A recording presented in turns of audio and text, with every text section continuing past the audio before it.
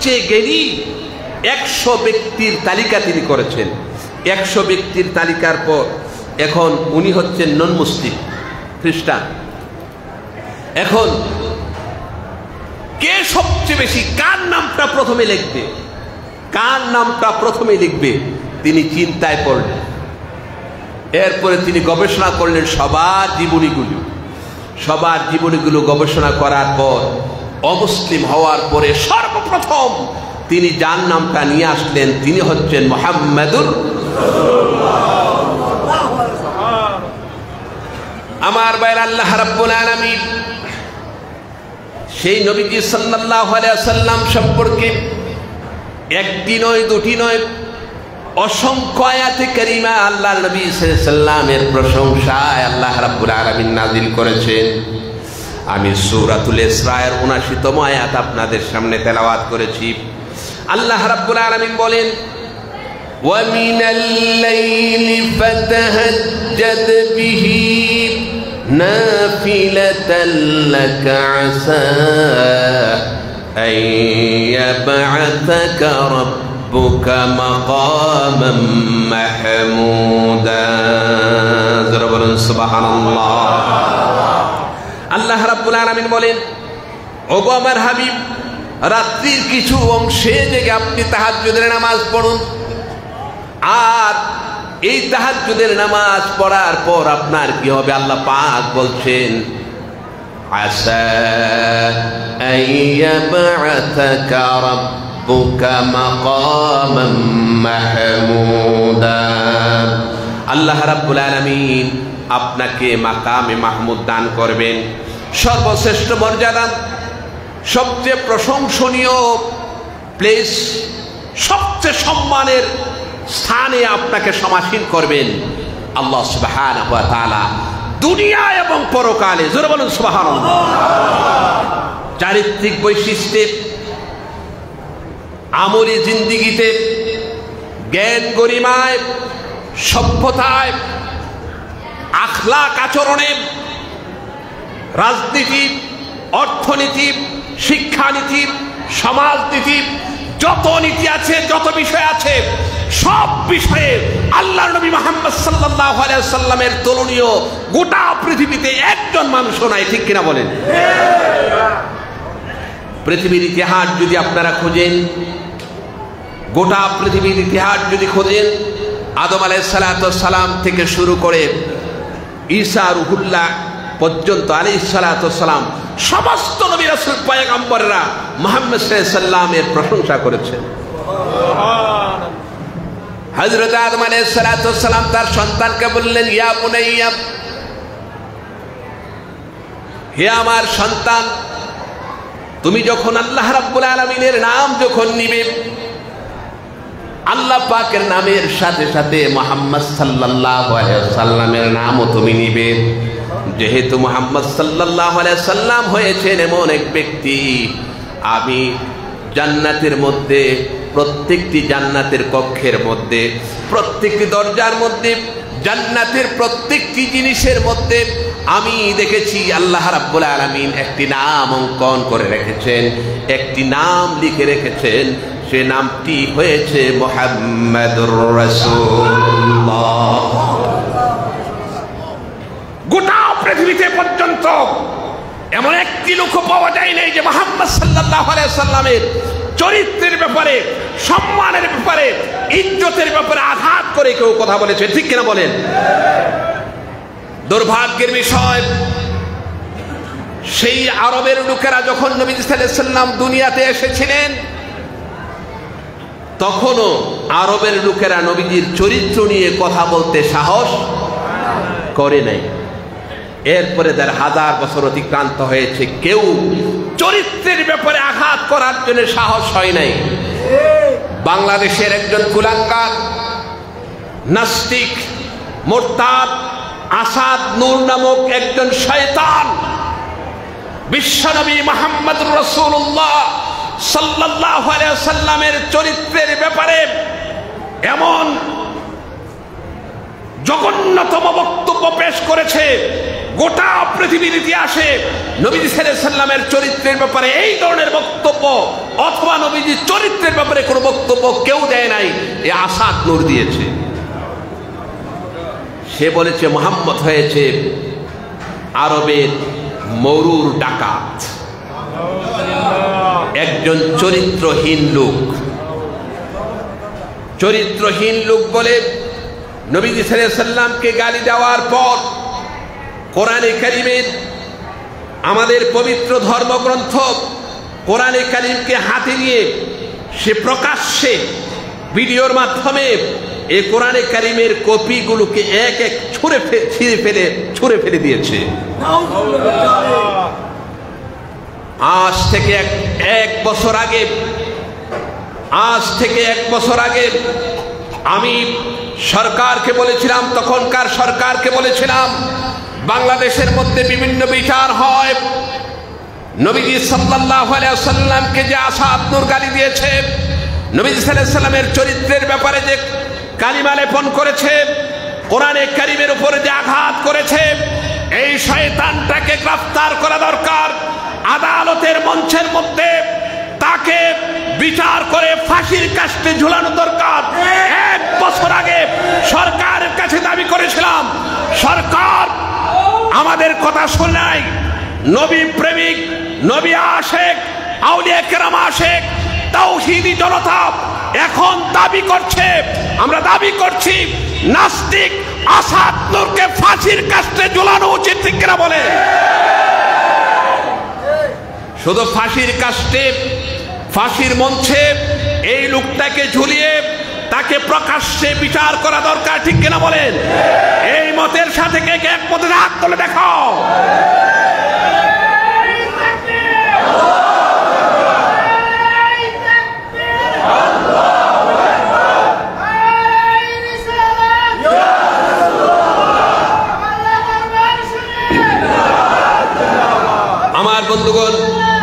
আমার বন্ধুগণ শুনেন, লক্ষ লক্ষ মানুষ আজকে ঈদে মিলাদুন নবী পালন করছে, অবশ্যই করা উচিত। যদি রাজনীতির নামে লক্ষ লক্ষ লোক মানুষের রাস্তার মধ্যে দাঁড়িয়ে গণতন্ত্রের জন্য যদি মিছিল করতে পারে, নিজেদের দাবি আদায়ের জন্য লক্ষ লক্ষ মানুষ যদি রাস্তার মধ্যে বেরিয়ে মিছিল করতে পারে, নবীজি সাল্লাল্লাহু আলাইহি ওয়াসাল্লামের শান এবং মান রক্ষার জন্য অবশ্যই ঈদে মিলাদুন নবী পালন করার সেই যোগ্যতা এবং সেই অধিকার মুসলমানদের আছে, ঠিক কিনা বলেন? সবচেয়ে বেশি প্রয়োজন আজকে আসাদ নূরের ফাঁসির দাবিতে গোটা পৃথিবীর সমস্ত মুসলমানরা একমত হয়ে ফাঁসি কার্যকর করা দরকার, ঠিক কিনা বলেন? স্যাটানিক ভার্সেস ভারতের এক শয়তান স্যাটানিক ভার্সেস লিখেছিল, খেলা আছে আপনাদের, ভারতের একজন লেখক। তাকে তদানীন্তন ইরানের প্রেসিডেন্ট খোমেনি তাকে হত্যা করার জন্য তাকে ঘোষণা করেছিল, তাকে যেখানেই পাওয়া যাবে তাকে হত্যা করা হবে। সেই স্যাটানিক ভার্সেস একজন অমুসলিম ভারতের মুসলমান নামদারি। আমাদের দেশে এই আসাদ নূর মুসলমান নামদারি, সে শুধু নাস্তিক না, নাস্তিকের চাইতে যদি খারাপ কেউ হয় তাহলে এই লোকটা, ঠিক কিনা বল? আমরা ঘোষণা করতে চাই, বর্তমান যেহেতু অন্তর্বর্তীকালীন সরকার, এটা স্থায়ী কোনো সরকার নয়, তারপরও বিভিন্ন ধরনের লোকদেরকে সরকার গ্রেফতার করছে এবং বিচারের আওতাধীন আনছে। আমরা সরকারের কাছে দাবি জানাবো, যত সন্ত্রাসী আছে পৃথিবীতে, বাংলাদেশের মধ্যে যত দুষ্কৃতিকারী আছে, সমস্ত দুষ্কৃতিকারীদের, সন্ত্রাসীদের চেয়ে জঘন্য সন্ত্রাসী আসাদ নূরকে গ্রেফতার করা হোক। আমার বন্ধুগণ, মোহাব্বত কাকে বলে? আমার বায়ানা, মহাব্বত মানে শুধু মিছিল করা না, মিটিং মিছিল করা শুধু মহাব্বত নয়, শুধু আলোচনার মাধ্যমে মহাব্বত নয়। মহাব্বত হয়েছে যদি প্রয়োজন হয় মহাব্বতের বাস্তবতা দেখানোর জন্য প্রাণ দেওয়া। সাহাবায়ে কেরাম প্রাণ যেমন উৎসর্গ করেছেন, এভাবে উৎসর্গকারী নবীজির জন্য প্রাণ দেওয়ালা লোকের প্রয়োজন, ঠিক কিনা বলেন? আমি আশা করছি মদিনার জামাতের আশিকিনগণ প্রয়োজন হলে নিজেদের জীবন দিবে, তারপরে মুহাম্মদ সাল্লাল্লাহু আলাইহি ওয়াসাল্লামের ইজ্জত রক্ষা করবে, ঠিক কিনা বলেন? আমার ভাইয়েরা, বদরের যুদ্ধ শুরু হয়ে যাবে। কাফেররা সেই মক্কা থেকে মদিনার নিকটবর্তী বদর প্রান্তর পর্যন্ত পৌঁছে গেছে। মদিনা থেকে 121 কিলোমিটার দূর হয়েছে বদর প্রান্তর। আর সে মক্কা থেকে বদর পর্যন্ত কাফেররা এসে পৌঁছে গেছে। নবীজি সাল্লাল্লাহু আলাইহি ওয়াসাল্লাম আনসার এবং মুহাজির সাহাবায়ে কেরামদেরকে নিয়ে পরামর্শের জন্য বসলেন। আপনাদের কষ্ট হচ্ছে? বাস্তব নবীজির মহাব্বত যদি কার মধ্যে থাকে, তাহলে ওই লোকটি নবীজির সাথে জান্নাতে যাবে। আমরা নবীজির সাথে জান্নাতে যেতে চাই কি চাই না? আর জোরে বলুন, চাই কি চাই না? ভালোভাবে শুনুন কেমনে। নবীজি সাল্লাল্লাহু আলাইহি ওয়াসাল্লাম, বদর যুদ্ধ শুরু হয়ে যাবে, কাফেররা মদিনা পর্যন্ত পৌঁছে গেছে। এবার দেখা যায় নবীজি সাল্লাল্লাহু আলাইহি ওয়াসাল্লাম সাহাবায়ে কেরামদেরকে নিয়ে পরামর্শ করলেন। সাহাবীরা রে, কাফেররা আবু জেহেলের নেতৃত্বে 1000 বাহিনীর বিশাল বাহিনী অস্ত্রে শস্ত্রে সজ্জিত হয়ে মদিনার উপকণ্ঠে বদর প্রান্তর পর্যন্ত পৌঁছে গেছে। মদিনাকে শেষ করে দিবে, ইসলামকে শেষ করে দিবে। এবার তোমাদের কাছে পরামর্শ চাই, কি করা যায়, আমাদের কাজ কি, করণীয় কি? হযরত আবু বকর রাদিয়াল্লাহু তাআলা আনহু, নবীজি সাল্লাল্লাহু আলাইহি ওয়াসাল্লামের সাহাবী হযরত আবু বকর রাদিয়াল্লাহু তাআলা আনহু দাঁড়িয়ে গেলেন।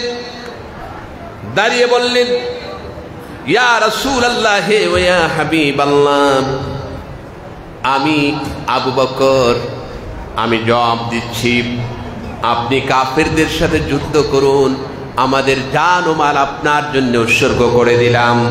যতক্ষণ পর্যন্ত জীবন থাকবে ততক্ষণ পর্যন্ত কাফেরদের বিরুদ্ধে আপনার সাথে লড়াই করে যাব। নবীজি সাল্লাল্লাহু আলাইহি ওয়াসাল্লাম আবু বকর রাদিয়াল্লাহু তাআলা আনহুর পরামর্শ গ্রহণ করলেন না। দ্বিতীয়বার আবার বললেন, হে আমার সাহাবীরা, বদর প্রান্তর পর্যন্ত কাফেররা পৌঁছে গেছে, কি করা যায়? আবু বকর রাদিয়াল্লাহু তাআলা আনহু তিনি আবার দাঁড়িয়ে গেলেন। দাঁড়িয়ে বললেন, ইয়া রাসূলুল্লাহ, ফেদাকা বি ওয়া উম্মি, আমার পিতামাতা আপনার জন্য উৎসর্গ হয়ে যাক, আপনি যা বলবেন তাই পালন করব। নিজের জীবনের শেষ রক্তবিন্দুটুকুন দিয়ে হলো আপনার সাথে লড়াই করতে করতে শহীদ হয়ে যাব। এবার নবীজি সাল্লাল্লাহু আলাইহি ওয়াসাল্লাম গ্রহণ করলেন না। সাহাবায়ে কেরাম বুঝতে পারতেছেন না নবীজি কি চাচ্ছেন। মহাব্বত, বাস্তব মহাব্বত কাকে বলে? তুমি যদি মুসলমান হয়ে থাকো, আশিকে রাসূল হয়ে থাকো, নবীর উপর রাখা থাকবে, তুমি কি বসে থাকতে পারো নাকি? আমার ভাইয়েরা, আবার তৃতীয়বার নবীজি সাল্লাল্লাহু আলাইহি ওয়াসাল্লাম আবার বললেন, একবার, দুইবার, তিনবার। হযরত আবু বকর রাদিয়াল্লাহু তাআলা আনহু দাঁড়াইলেন। আবার চতুর্থবার আল্লাহর নবী বললেন, সাহাবীরা, বদর প্রান্তর পর্যন্ত কাফেররা পৌঁছে গেছে, কি করা যায়? হযরত সাদ রাদিয়াল্লাহু তাআলা আনহু আবার দাঁড়ায় গেলেন। সাদ একজন টকবকে যুবক, বললেন, কান্নাকা তা'রিদু বিনা ইয়া রাসূলুল্লাহ ওয়া ইয়া হাবিবাল্লাহ, ইন্নী উজিবু আনিল আনসার ওয়া আকুলু মিনহুম, ইয়া রাসূলুল্লাহ ওয়া ইয়া হাবিবাল্লাহ, মনে হয় যেন আপনি আমাদের আনসারী সাহাবীদের পক্ষ থেকে কোনো জবাব চাচ্ছেন। যেহেতু আবু বকর রাদিয়াল্লাহু তাআলা আনহু হচ্ছেন মুহাজির, মক্কা থেকে এসেছেন, আপনি স্থানীয় জনগণের কাছ থেকে স্থানীয় মুসলমানদের পক্ষ থেকে জবাব চাচ্ছেন, আমি স্থানীয় মদিনাবাসী আনসারীদের পক্ষ থেকে জবাব দিচ্ছি, খুদ খুদ সিল হাবলা মান শিতা ওয়াক্তা হাবলা মান শিতা খুদ মিন আমওয়ালিনা মা শিতা। জোরে বলুন সুবহানাল্লাহ। মুহাব্বত কাকে বলে? হযরত সাদ রাদিয়াল্লাহু তাআলা আনহু বললেন, ইয়া রাসূলুল্লাহ ওয়া ইয়া হাবিবাল্লাহ, আমাদের যাদের সাথে সম্পর্ক রাখেন, যার সাথে সম্পর্ক ছিন্ন করে দেন, আমাদের সমস্ত মাল সম্পদ আপনার চরণে, আপনার কদম মোবারক উৎসর্গ করলাম, যা কিছু নেওয়া দরকার সব নিয়ে যান,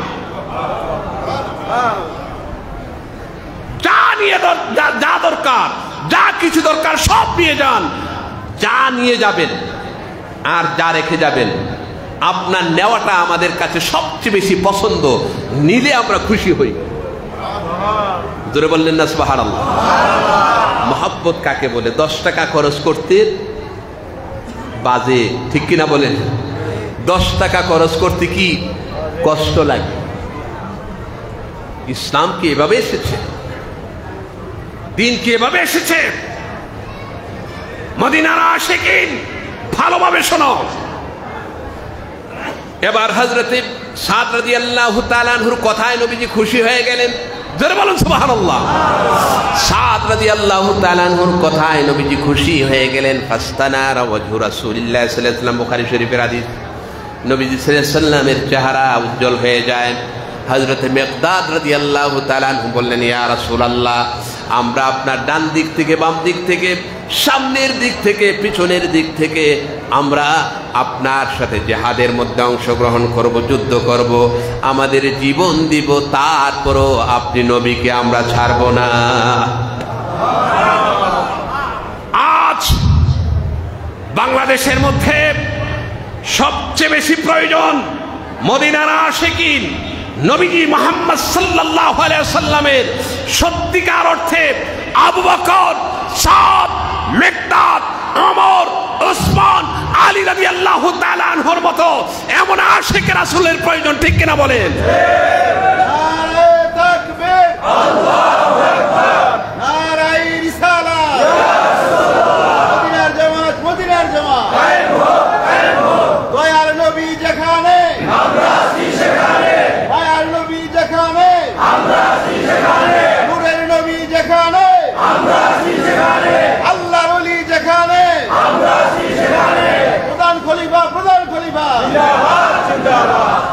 আমার বন্ধুগণ, এভাবে করে একদল লোক নবীজি সাল্লাল্লাহু আলাইহি ওয়াসাল্লাম তৈরি করেছিলেন। সেই ধারাবাহিকতায় মদিনার জামাত পৃথিবীতে এখনো টিকে আছে, ঠিক কিনা বলে? সেই নবীজি সাল্লাল্লাহু আলাইহি ওয়াসাল্লামের সম্পর্কে যে আয়াত কারিমা তেলাওয়াত করেছে, এইভাবে যদি আশিক রাসূল তৈরি হয়, সত্যিকার ভণ্ডামি নয়। আমরা শুধু পীরদের পক্ষে বলি না, পীরদের বিরুদ্ধেও বলি। বেদাতি, মুশরিক কিছু সংখ্যক পীর আছে, মাজারের মধ্যে সাজদা করা হয়, পীরদের পায়ের মধ্যে সাজদা করে। আমরা বলি এগুলো হারাম। এগুলা কি? জোরে বলেন, আরো জোরে বলেন, হারাম। পীর মাশায়েখগণ, আল্লাহর ওলিগণ, আল্লাহর সাথে সম্পর্ক, মানুষকে আল্লাহর সাথে সম্পর্ক তৈরি করবে, পরকালে নাজাতের ব্যবস্থা হবে। মাজারের নামে ব্যবসা, মাজারের নামে ব্যবসা। আমরা অবশ্যই ওই ভণ্ডদের বিরুদ্ধে, ঠিক কিনা বলেন? কামাল্লা দরবার শরীফ শরিয়ত, তরিকত, হাকিকত, মারিফত, আহলে হক, আহলে সুন্নাত ওয়াল জামাতের আদর্শের উপর প্রতিষ্ঠিত। কোন বেদাতি মুশরিকের সাথে আমাদের কোনো সম্পর্ক নাই, ঠিক কিনা বলেন? খেয়াল রাখবেন, মদিনার জামাত কোন বেদাতি মুশরিকের সাথে, মাজার পূজারি বলবো, এরা মাজারের মধ্যে সেজদা করে। আমি নিজে দেখেছি, পীরের পায়ে সেজদা করে মানুষের ঈমান গুলো নষ্ট করে ফেলে। খবরদার, মদিনার জামাতের লোকেরা, এদের সাথে কোনো সম্পর্ক নাই। আমার বন্ধুগণ, যদি সত্যিকার অর্থে এইভাবে, কথাটা কি বুঝে আসছে? সত্যিকার অর্থে এইভাবে যদি নবীজিকে মহব্বত করে, তাহলে আল্লাহ পাক এই যে আয়াতে আমি শেষ করে দেব, আল্লাহ রাব্বুল আলামিন যে আয়াতে কারিমা তেলাওয়াত করলাম, আল্লাহ পাক বললেন وَمِنَ اللَّيْلِ فَتَهَجَّدْ بِهِ نَافِلَةً لَكَ عَسَى أَن يَبْعَثَكَ رَبُّكَ مَقَامًا مَحْمُودًا। আমার ভাইরা, একজন বান্দা যখন, একজন উম্মত যখন সত্যিকার অর্থে নবী সাল্লাল্লাহু আলাইহি সাল্লামকে ভালোবাসবে, সত্যিকার অর্থে নিজের জান ও মাল দ্বীনের জন্য নবীজি সাল্লাল্লাহু আলাইহি সাল্লামের পথে যখন কোরবান করার জন্য মানসিকভাবে প্রস্তুত হবে, এভাবে করতে করতে সে যখন আশিক হয়ে যাবে, এই লোকটা পরকালে এমন হবে যে আল্লাহর নবী মুহাম্মদ সাল্লাল্লাহু আলাইহি সাল্লাম এই লোকটাকে ছাড়া জান্নাতের মধ্যে যাবে না। আনাস রাদিয়াল্লাহু তাআলা আনহু, হযরত আনাস রাদিয়াল্লাহু তাআলা আনহু থেকে একটি হাদিস বর্ণিত, আপনাদেরকে একটি হাদিস শোনাই। আনাস রাদিয়াল্লাহু তাআলা আনহু থেকে একটি হাদিস, তিনি বলছেন যে আনা আউয়ালুন নাস খুরুজান ইলা বাইথু, যখন মানুষদেরকে পরকালে উঠানো হবে, সর্বপ্রথম আল্লাহ পাক নবীজি সাল্লাল্লাহু আলাইহি সাল্লামকে সর্বপ্রথম হাশরের ময়দানে উঠাবে।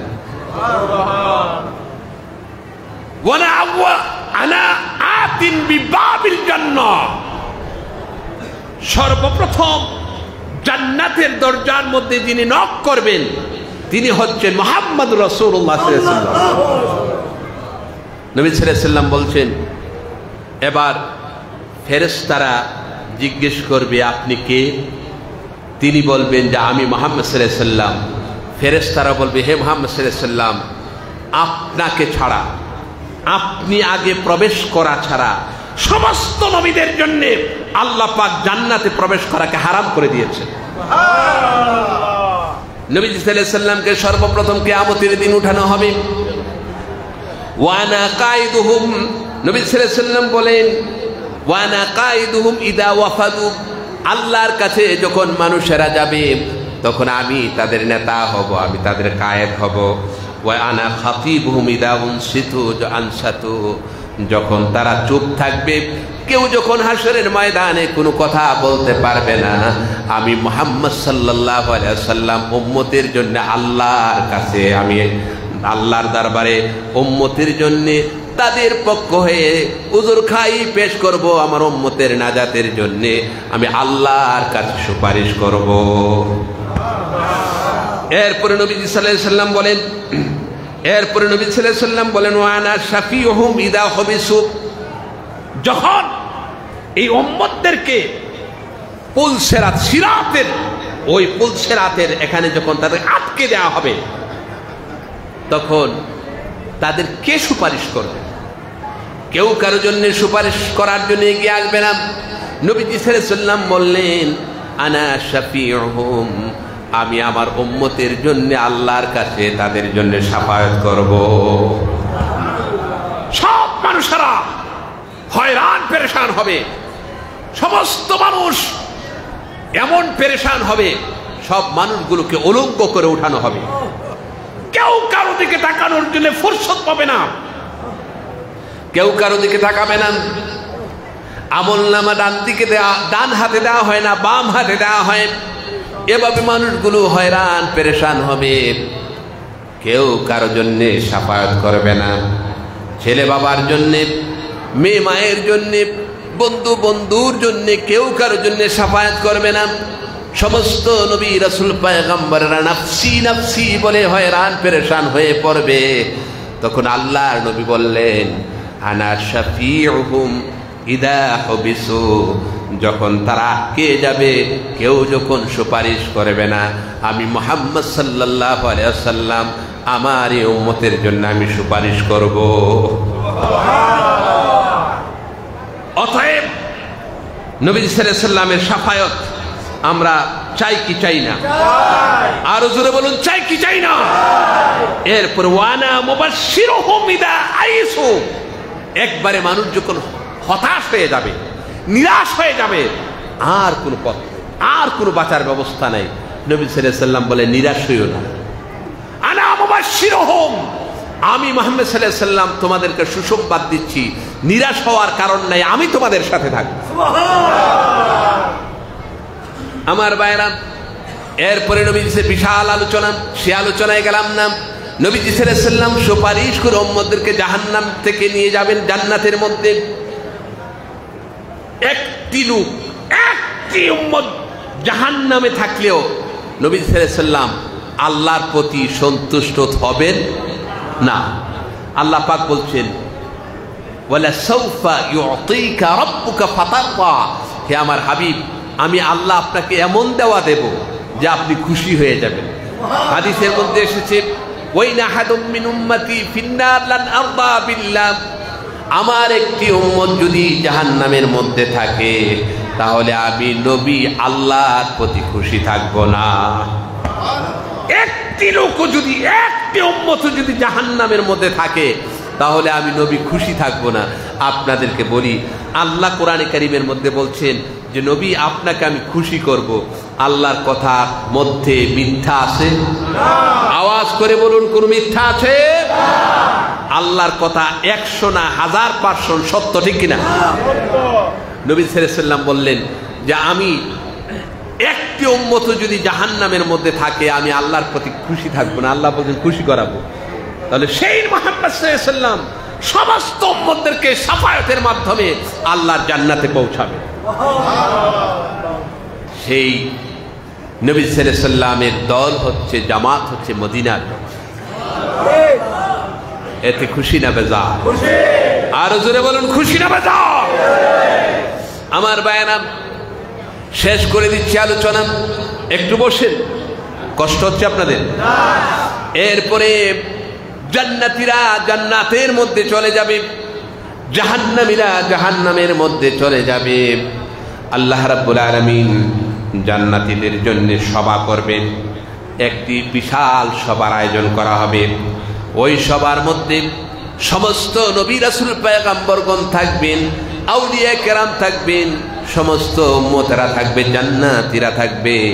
স্টেজ তৈরি করা হবে, প্যান্ডেল হবে। জোরে বলুন সুবহানাল্লাহ। স্টেজ এবং প্যান্ডেল, এটা কি এই দুনিয়ার স্টেজ? কথা বলে না, দুনিয়ার।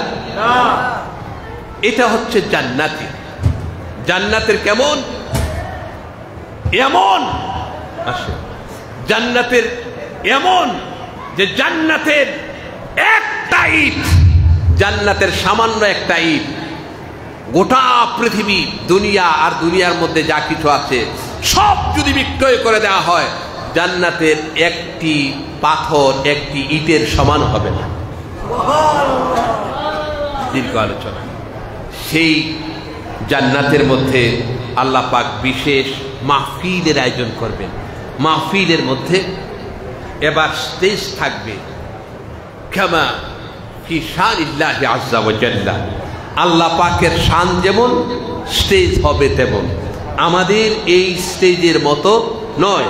লাইসা কামিসলিহি শাইউন, আল্লাহর সাথে কোনো দুনিয়ার কোনো মেসাল হবে না।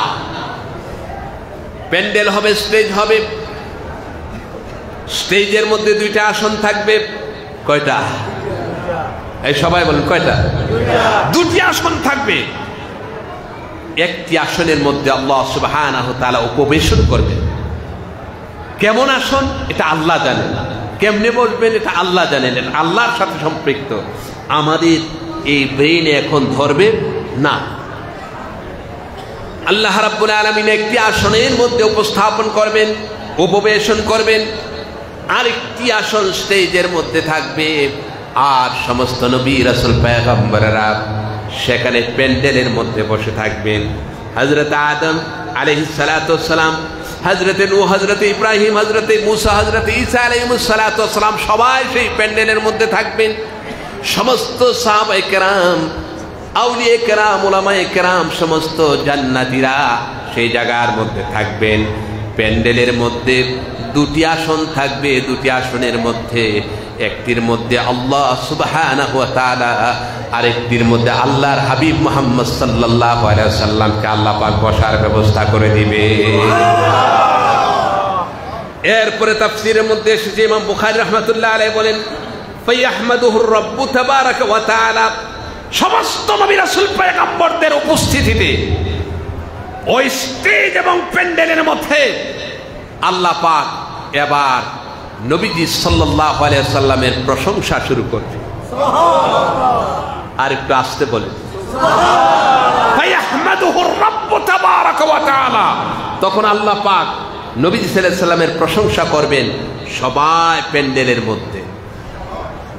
আল্লাহ রাব্বুল আলামিন বলেন, আসা আন ইয়াবআসাকা রাব্বুকা মাকামান মাহমুদা, আল্লাহ রাব্বুল আলামিন আপনাকে মাকামে মাহমুদ দান করবেন।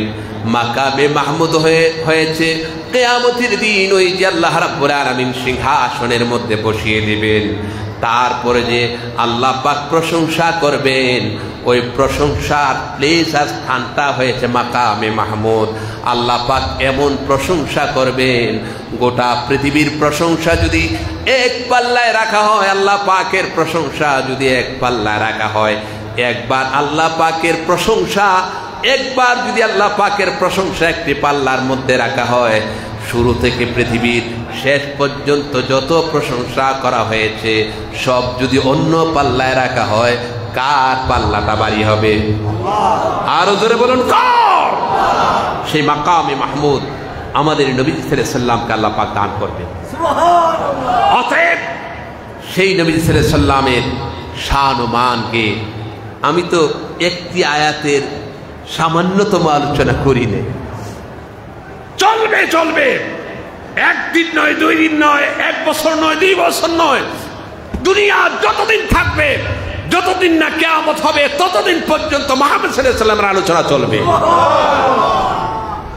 মদিনার জামাতের বিভিন্ন জায়গা থেকে আসা আমার আশিকিন মুহিব্বিন ভাইরা, আপনারা এই জামাতকে শক্তভাবে ধরুন। সমস্ত প্রকার বিদআত থেকে, শিরিক থেকে, গুনাহ থেকে আপনি মদিনার জামাত করবেন, গুনাহ করবেন, লাভ হবে না। গুনাহ ছাড়তে হবে, প্রতারণা ছাড়তে হবে। এরপরে আপনি দুনিয়াবি হাইসিয়তে সমস্ত প্রকার অন্যায় থেকে আপনি বাঁচতে হবে। একনিষ্ঠতার সাথে জামাতের খেদমত করুন, তাহলে দেখবেন আল্লাহ সুবহানাহু ওয়া তাআলা আপনাকে দুনিয়া এবং পরকালের বাসাই দান করবেন। আল্লাহ পাক পরকালে নবীজির সাথে জান্নাতে যাওয়ার ব্যবস্থা করবেন। আল্লাহ পাক যেন আমাদেরকে কবুল করেন। আরো জোরে বলুন আমিন। আল্লাহ যেন আমাদেরকে তৌফিক দান করেন, আমরা যেন নবীজির সাথে জান্নাতে যেতে পারি, একই জান্নাতে যেন যেতে পারি। আরো জোরে বলুন আমিন। আমার বন্ধুগণ, অনেক আলোচনা হয়েছে আমাদের সামনে। আমাদের মদিনার জামাত কামাল্লা দরবার শরীফের অন্যতম খলিফা, অনল বর্ষী বক্তা আলহাজ হযরত মাওলানা মহসিন কবির ইউসুফী সাহেব, তিনি চলে আসছেন, আপনাদের সামনে আলোচনা পেশ করবেন ইনশাআল্লাহ। আমি কিছু কথা আপনাদের সামনে বললাম। একজন মানুষ ফ্রেশ থাকা দরকার, ফ্রেশ, বুঝেন কিনা? ফ্রেশ, এবং তার চিন্তা চেতনাগুলো হুবহু নবী সাল্লাল্লাহু আলাইহি ওয়াসাল্লামের তরিকায় সব জীবন ব্যবস্থাটা চলা দরকার। শুধু জীবনের প্রতিটি ক্ষেত্রেই নবীজিদের আদর্শ মেনে চলা দরকার। আমার যুবক ভাইয়েরা এবং মদিনার আশিকিন, যে যে স্থান থেকে এসেছেন, যে যে জায়গা থেকে এসেছেন, আপনারা জামাতের কাজ করুন, নবীজির মহব্বত লালন করুন, তাহলে দেখবেন আপনার কাজের মধ্যে বরকত হবে, পরিবারের মধ্যে বরকত হবে, ছেলে মেয়ের মধ্যে বরকত হবে, সম্মানও আল্লাহ পাক বৃদ্ধি করবেন ইনশাআল্লাহ। আজকে আমি এখানেই শেষ করতে চাই। আল্লাহ পাক যেন আমাদেরকে এই মদিনার জামাতের খাদেম হিসেবে কবুল করে।